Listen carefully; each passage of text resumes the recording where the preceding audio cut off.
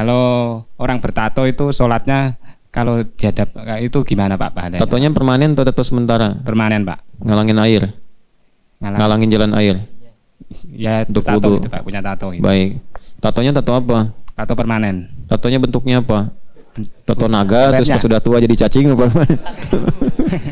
Ya macam-macam gitu Pak. Macam-macam. Nah, itu bergambar itu Pak. Pertama hukum tato dulu. Ya. Dalam Islam tato yang sifatnya permanen itu dilarang. Ya? Dan itu salah satu bentuknya was-was setan. Ajakan setan tuh salah satunya merubah bentuk tubuh pada sesuatu yang bukan fitrah. Ya, tato fitrah bukan? Bukan. Kalau fitrah semua akan ditato. Ya, tapi karena itu bagian-bagian, ya ada orang mengatakan seni, tapi seni ada tempatnya, bukan di tempat yang tidak seharusnya. Oke? Nah, dari mana taunya? Di An-Nisa, surah keempat. Ya, kalau kita baca dari ayat 116 tentang syirik, 118 119. Wala udillannahum wala umanniyannahum wala amurannahum fala yubattikunna adhanal an'am wala amurannahum fala yughayyirunna khalqallah. Nah, jadi setan itu senang memprovokasi supaya kita itu merubah-rubah bentuk tubuh. Operasi plastik. Oke? Ada pernah dengar yang operasi plastik? Makanya kan sekarang plastik berkurang kan di itu di apa di berbagai tempat belanja itu ya. Nah, operasi plastik itu nggak boleh kecuali dalam kondisi-kondisi yang tertentu sifatnya darurat. Ya, misalnya ada musibah kebakaran dan sebagainya, mengembalikan bentuk yang kiranya wajar itu boleh.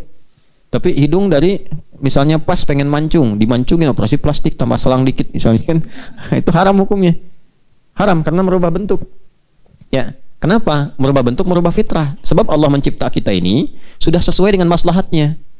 Kalau bentuknya nggak begitu, bisa celaka. Karena merubah maslahat. Ada sesuatu yang salah di dalamnya. Ya, itu sudah bentuk itu sudah sesuai dengan fungsi hidup. Nah, yang kedua, ada seperti hiasan-hiasan tadi yang tidak sewajarnya.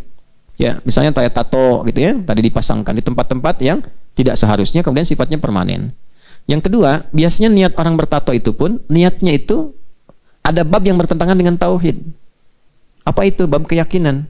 Orang ditato motivasinya apa coba? Nah, enggak, jarang gaya itu.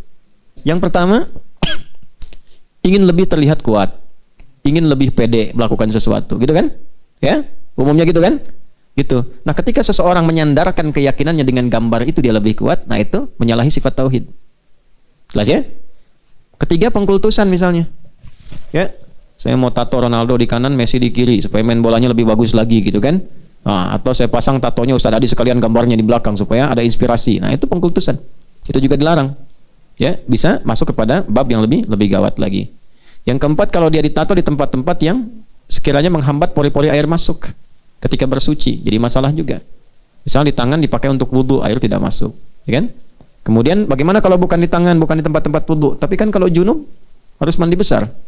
Kan airnya nggak masuk, terhalang gitu sampai ke situ babnya. Maka untuk hal-hal demikian hendaknya dihindari. Kalau ada yang pernah ditato, dibersihkan ya semampu yang bisa dilakukan ya, semampu. Kalau sudah berikhtiar untuk membersihkan walaupun misalnya tidak total sepenuhnya, maka ada sifat pemaaf, Allah memaafkan itu, kemudian disebutlah itu dalam kondisi yang sifatnya termaafkan, ma'fu anhu sisanya, dan tidak harus dilukai ya. Wah, kalau gitu sobek aja sama kulitnya, jangan, itu justru berdosa ya. Jadi berusaha untuk dibersihkan terlebih dahulu sebaik yang bisa kita lakukan atau sebaik yang bisa dikerjakan. Setelah itu tawakal pada Allah Subhanahu wa taala dan tingkatkan kesolehan. Justru tanda pertama kita ingin dibuat baik oleh Allah itu menyadari ada yang salah, ingin memperbaiki. Itu aja udah hidayah yang sangat besar. Jelas saya kira ya? Baik.